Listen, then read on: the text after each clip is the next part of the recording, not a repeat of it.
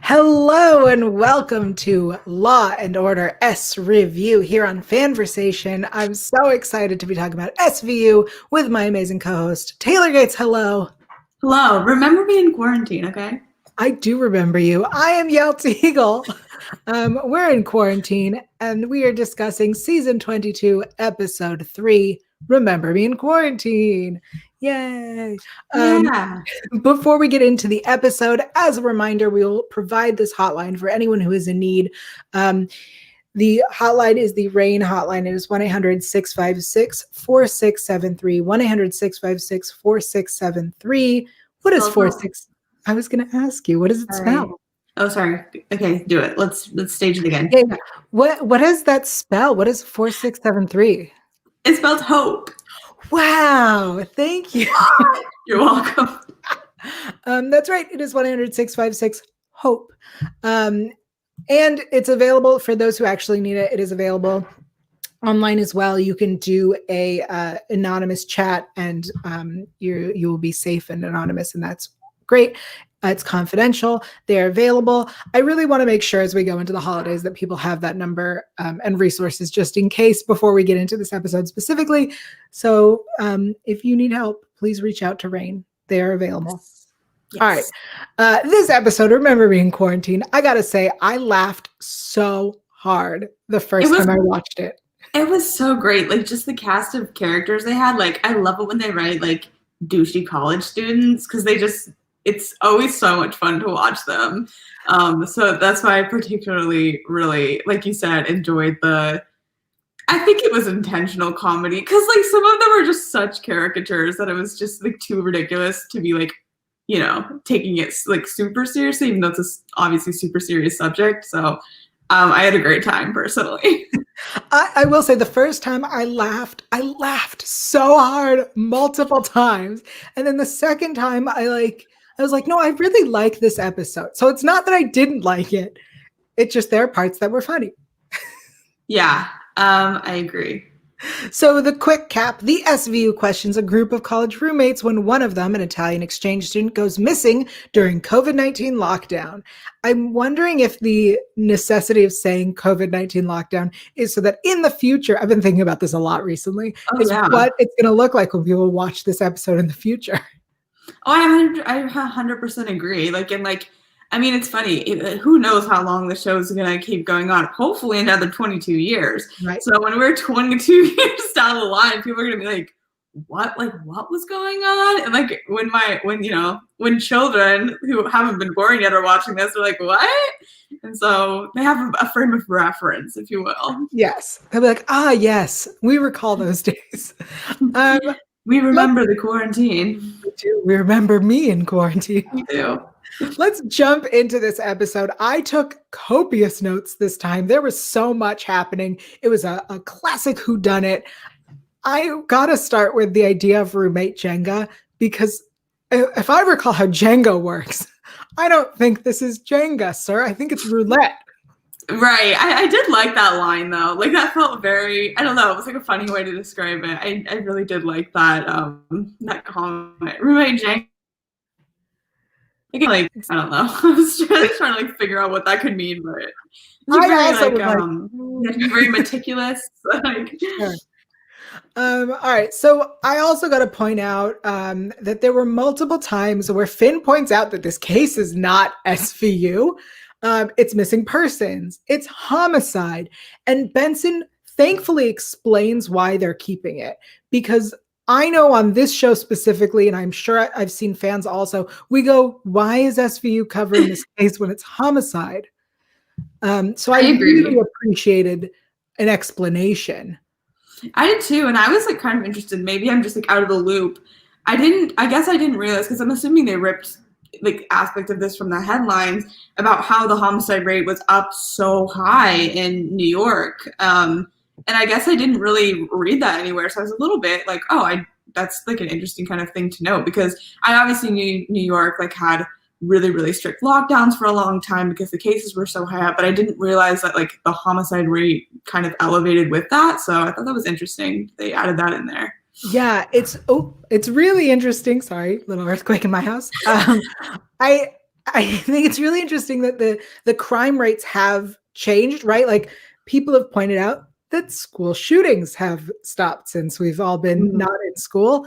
Mass shootings seem to have stopped, but there's a huge increase in domestic violence, and apparently in New York there's a rise in homicide. So that's, I think, very interesting. And you're right, they did rip a lot of different things. You know, they've said that the missing persons people are now dealing with protests. So it's interesting how much they ripped, and we will get to more headlines that this is taken from as we continue.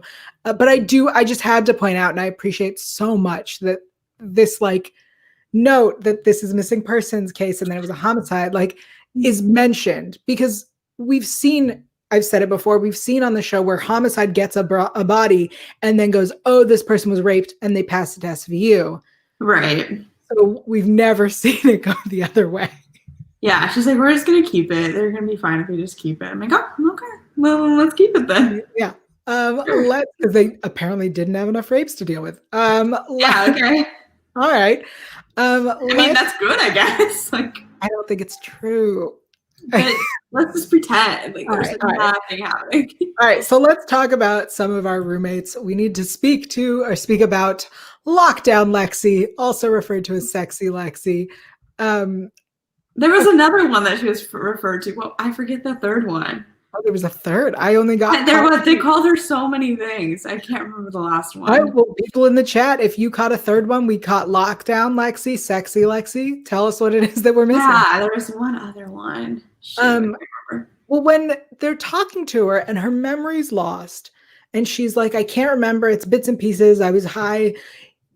All I could think was, we literally had an entire episode last season, The Darkest Journey Home, where we discuss this interrogation technique or interview technique that helps people bring back fragments of memories when they're going through trauma. And to be fair, I thought of that too. Great, because I know she's not the victim, even though she seems to think she is. But we are all going through a collective trauma. And she says last 6 months were a blur. This was a stress relief hookup. Like, this girl's going through a lot. We all are. And the idea that we didn't choose to go through this technique with her was very surprising, especially one of my favorite parts when Benson says to her, look at me. Look at me. What happened? Focus. Focus. I need you to focus. I thought she was such a fun character. But I also kind of thought we would bring, I mean, I knew that she was on drugs. I knew that she was like drinking, but it seemed that she had zero memory, like thought that she might have done something. And I thought that was going to come into play more too. And like, maybe there was like a weird, like being drugged element to it, because she was like, did not remember anything. But I guess that's just contributing to the fact that everything was a blur, I guess, is like what that ended up meaning. But I really thought that was going to like be a bigger thing. No, I agree with you. When she was like, wait, did I do it? I was like, this is interesting. Yeah. What we have from the chat is that maybe it was maskless Lexi.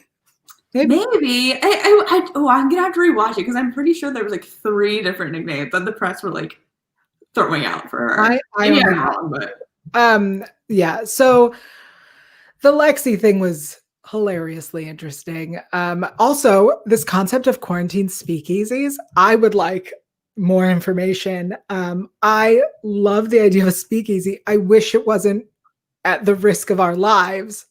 Like, what a great idea, except that we could all die. Yeah. So they added so many like very specific quarantine, like college quarantine things, which I did appreciate too. And like very New York things. Like the kid was like in Southampton for the weekend with his parents. I'm like, that's so douchey New York. I'm obsessed. Let's talk about Brad for a minute. This is Brad is played by Christopher Gray, and I bring him up because he is a repeat offender. Repeat offender. Thank you. He was in 1710 Catfishing Teacher. Yes, I was like, oh, why do I recognize this kid? And I just watched that episode like a week ago or something. So that's why I just didn't put it together. I have to say, I think that this actor, My first note for him was douche. Like, he looks so douchey. And I His think name's Brad. Like, come on. Of course it is. I saw on Twitter Warren Light was tweeting Brad's gonna Brad, and I think that it was so accurate. But I ended up naming him Mr. Red Herring in my in my notes because that's all he was. Yeah. I have to ask though, he was engaged. Where was the fiance? She doesn't live with him. He lives with 5 other people, and one of them isn't his future wife. I know. I'm so mad we didn't get like a angry fiance. Like last week, we got the angry wife. In the Dwight and Irene episode, he was like, "Yeah, 1 year," and so I was like ready for the angry fiance to come in and like, "How dare you!" Like I was ready for that. I was ready for her to eat that role, and she just wasn't even there. He sleeps with everyone. Like, first of all, he's sleeping with all the roommates, and then he's sleeping with her sister. So, like, why is she not? Where is she? No, Yael, her cat died. Okay. Whatever. I also have to talk about Sean, this character. I loved Sean. What a great character. I really appreciated that, like, when they're in his house, he's filming, and as soon as they found the passport, he stopped. I love how he like thinks that's like chill too. Like I understand like taking jewelry makes sense for payment, but like you just can't take someone's passport. Like I mean I know you can sell that and stuff, but like he'd make good money on that. But why would you take that? Like in the jewelry you can explain away. Like you can't explain away a passport ever. She gave it to him. No, she did not. She can't get home now. Right. So interesting. I gotta make this very important point. He says when a girl's that much of a freak, they're always crazy. And I got so upset because I really feel like SVU should not be kink shaming anyone. Like, of all the shows to kink shame, this is not the show that should be kink shaming. And the idea that like she's into threesomes makes her a freak, like, no. Right, like, okay, that's still pretty vanilla, I think, to break it to you. Like, also, like most straight men's fantasy. I don't know why you're right. Like this is okay. It's one of those things when people shame people for nude photos, and I go, wait, do you never want to receive those again? Is that what you're saying? Right. It's like, okay, the double standard just like leapt out. Yeah, why would you shame someone for something you want? Truly. Oh my gosh, it's crazy. It just, anyway, that one line really stung. And to be fair, we have Kat throughout this episode, like trying to remind us who we're supposed to be and what we're supposed to be doing. She points out that everyone lied, but Lexi is the only one getting slut shamed. And she wants Sean to be released in the end because all he has is possession of stolen property, right? Right. Yeah. He didn't really like hurt anyone. I mean, it's stolen property, but like Maria's gone, so it don't really matter at this point. Like, sorry. He's a drug dealer. We get my favorite interaction. Lexi says, Sean's a drug dealer. I don't know what he's capable of. And Rollins is like, you let him into your home. Right. I thought it was interesting. And it kind of surprised me a little bit. It seemed like she actually had like a lot of sympathy for her, which I was like, interesting choice. Rollins having sympathy for Lexi. Yeah. I think she saw, at least I saw Kim. So I think I agree, but usually like Rollins almost goes harder on those people. I guess it kind of depends, but because sometimes she's like so burned by Kim that she's like goes extra hard on those people. But maybe because Lexi was like so young and she's like in such a dark situation, maybe that's true. Could be. Also, Lexi's response and argument was, I was making bad choices, as though that's... Yeah, I love that as her excuse. That's an excuse to own up to it, but like, you still did those things? Anyway, so she tells us that Sean gave Maria the gummies and that she thought it was candy. And I was like, so you drugged her. You both drugged her. And like, that's the case they should be making. Depending on how many she ate, like, right. I'm scared for her. I'm really, she thought this was regular candy, like, you can pop so many gummies in your mouth. Like, she must have been, I can't even imagine. Yeah. I really, honestly, Lexi was one of my favorite characters. And this actress did an amazing job. I have to give her a shout out. Jordan Lane Price. Jordan Lane Price. Amazing. Wonderful performance. Hope she's a repeat offender. Yes, I was thinking the same thing. I was like, she looks so familiar, and I feel like, yeah. And so I looked. She is not a repeat offender yet, but she will be. She definitely will be. Willing it into existence. Yes, I honestly, these are Lexi, Brad, and Sean were my favorites. Let's talk about Perry for a sec, because the one who confessed once he finds out that she wasn't dead. Yeah. Okay. Him and the nun and it was really like a whodunit coming in from everywhere. Obsessed with the nun, by the way. She kept the sweater. She was such a funny character. Like, she was just like, her energy was so weird. I don't know much about nuns, but I'm pretty sure she stole from the homeless. No, I know about nuns. I went to a Catholic school. I had many nun teachers, and you don't do that. It's cashmere, Italian. Crazy. Yep, that was the nun. That's not cool. Those were for the homeless. What a weird. And then when they show the picture to Perry, he's like, "She kept the sweater. You murdered." Yeah, that's not cool. That's not cool. Those are for the homeless. One of the best lines. You're a murderer. Yeah, but she stole a sweater from the homeless. That's messed up. That's a good point. Messed up. This episode, I loved it. I loved everything about it. Let's talk about this dig at Florida for a second. Oh my gosh. The typical coastal Florida arrest record. That was the quote I was gonna bring up first for favorite quotes, because I was like, that's so harsh. Like, that's such a generalization. What did Florida ever do to you? I mean, a lot, let's be honest. But damn, that was cold. That was cold-hearted. It really was. All right, I've gone through all of my notes. I really, really enjoyed this episode. Yeah, we also need to, for a second, shout out the fact that Warner was back for like 5 seconds. Yeah. And she was done. Like, she was so done with all of them. And I love that. She's not here for any of the complaints, any of the suggestions. She's just like, shut up and let me do my job. Yeah. I loved seeing Warner. I love when she's back. I think it makes sense. I think she herself, her character, if we remember that entire thing with Rudnick where he was passed over her to be the supervisor or whatever the job was, and then she got brought back and had to redo all his work because he's a serial killer. Like, this poor woman has been through so much, and now on top of that, there's a pandemic with lots of dead bodies and then also murders.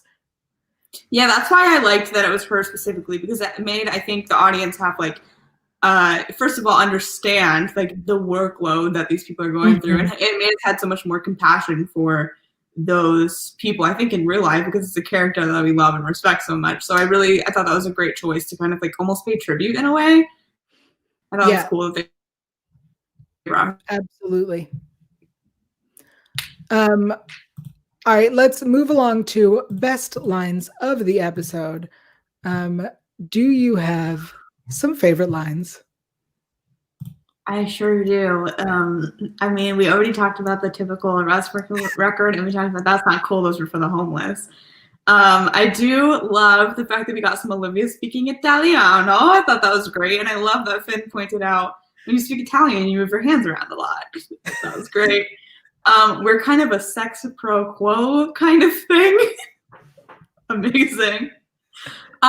Really dark but amazing. When Lexi goes, everyone's dying, it made me feel alive. I was like, okay, like, not okay. Maybe get some help for you.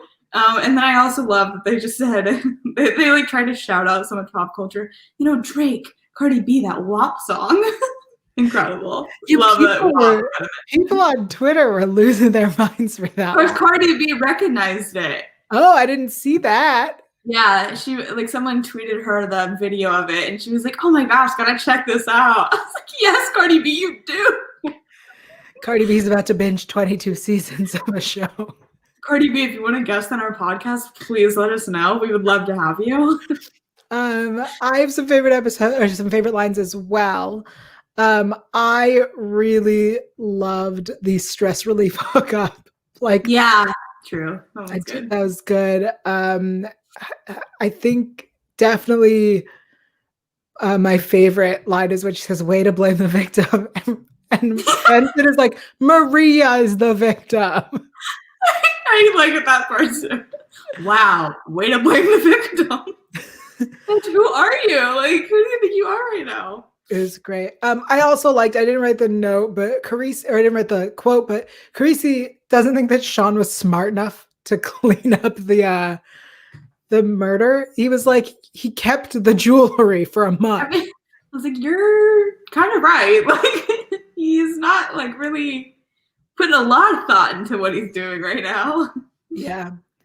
I kind of wish, that Carisi had at least like throughout the episode been like, we can charge for this or we can charge for that. Because they did drug her, which they can definitely charge Lexi and Sean for. I would say Sean has possession of stolen property, maybe even theft or whatever. I think that Lexi kind of trafficked Maria in a way when Sean says like he turned her out, like she knew what she was doing. Yeah. Like there are charges that could be brought against them, and it's interesting that we're choosing to ignore all of them. Well, oops. All right, let's move it along. Wait, I have a question. Yes. Do you think that they were at Hudson University? That's an excellent question. I think yes. I think Hudson's not online this semester. Oh, I 100% believe that this was Hudson University. There's no, it's that or it's the university where Tau Omega is, and I can't remember the university. I remember the frat, but not the university. I'm gonna say it's Hudson. Okay. Now we can move along to ripped from the headlines. Honestly, this episode is ripped from a couple headlines, and one that I didn't realize it was kind of ripping from. So one was the quote COVID parties, which yes, that's clear. The other one is this is the murder of Meredith Kercher, who you may not know that name, but you definitely know Amanda Knox. Yeah, kind of. I was thinking that a little bit too, because the Italian exchange. Very good, Daryl. You're correct. Thanks for being smarter than both of me, or both of us, or just me. Maybe y'all. Maybe y'all know it. Both of you are correct. Remember me in quarantine, okay? When I clicked there's a website that luckily lists this for me, so I don't have to do all this research. Oh, you were just really smart. Okay. Oh no, I definitely am not smart. Each week I go and check. You shouldn't have told me that, because I was constantly impressed. I was like, she knows everything. No, because mostly I don't know the cases that we're talking about, but this one I know who Amanda Knox is. Right. Which is terrible that we do not know. People don't recognize the victim's name. So Meredith Kercher is the victim's name. She was a British exchange student and was murdered in Italy. She was found dead on the floor in her bedroom. By the time the bloodstained fingerprints of the scene were identified to belong to someone else, they charged her roommate, Amanda Knox, and her boyfriend. So there are lots of theories. I'm not going to go into that story, but there are lots of theories as to whether Amanda Knox did it or not. Yes. So it's definitely ripped from that headline, and then also the COVID parties. I really do like that they nicely mixed those. I think it felt natural. Sometimes it's like, okay, you're mashing a bunch of stuff together, but this, I think they wove it in well. Yeah, absolutely. And we have some very exciting show news to tell everybody. If you're listening to our podcast version, you are about to miss some photos, but that doesn't mean you're missing the news. So there was a screenshot of a Zoom table read for an episode, and I'm going to pull that up for us right now. This is, hold on, let me move that for you all. This is the writing team, the stars, and what you might see in this photo is some man in a lime green, neon green who could that be? And that would be Mr. Chris Maloney himself, Stabler. That's right. There was a table read for an episode for next season, or not next season, after next year. And there's going to be an episode. We knew that like he was going to be part of the show, or at least make an appearance to launch the spinoff series. What was it? Organized Crime. So he's going to be in an episode in the new year, but in this season. Well, I have details about that because Mariska posted a photo initially on Instagram that gave away a little bit more and then had to delete it. Would you like me to share those little spoilers? Yeah, so here's what I'm going to say. The other news that we have is also, I would consider a spoiler for next week if you didn't see the promo. So consider this a spoiler warning. Yeah. Let's say we're going to give it 2 minutes max. Right, okay. Go. Well, so not like a real spoiler, but just extra information, I guess. But the episode's going to be, I believe, the 7th episode of this season. So that's pretty soon. And it's going to be called, I think it's called Prodigal Son. So that's going to be really interesting. So we have those details, and we're not supposed to do, but we have them now. So just to let you guys know. And the other thing that could be considered a spoiler is this. Woo! Sorry, Barba is returning next episode as a defense attorney and is going head to head with Carisi. I love to see it.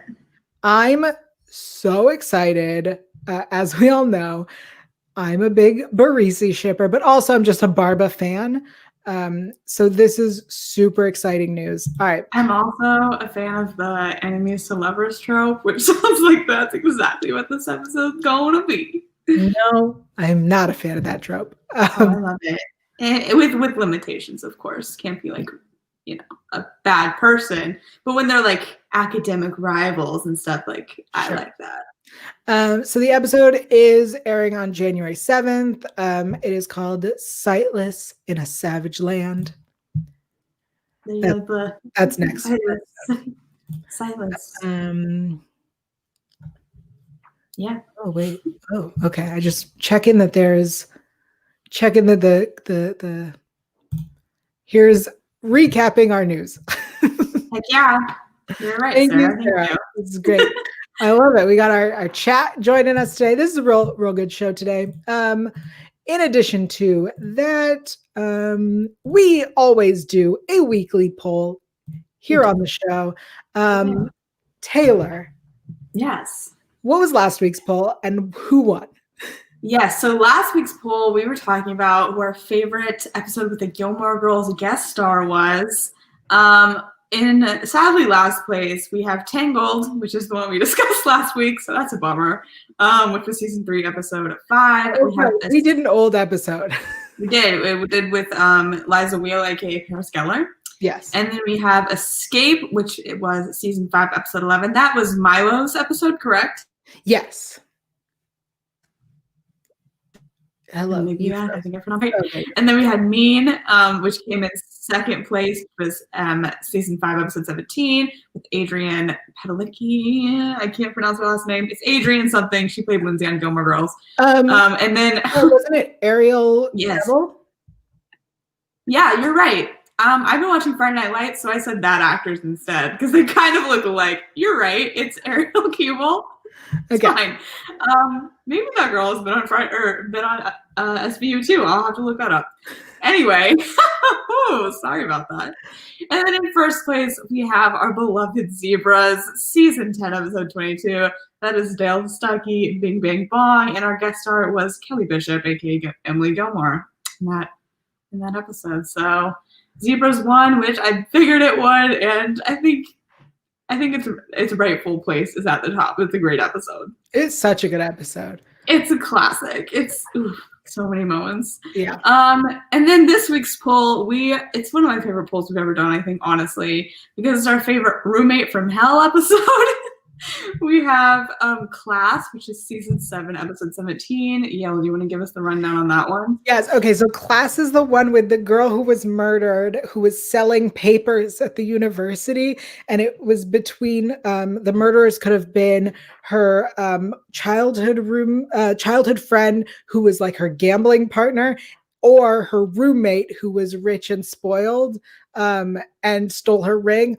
Or there was a third person. I think they owed money because of the gambling. It was a whole thing. It's a whole thing. It's a good episode. Yeah.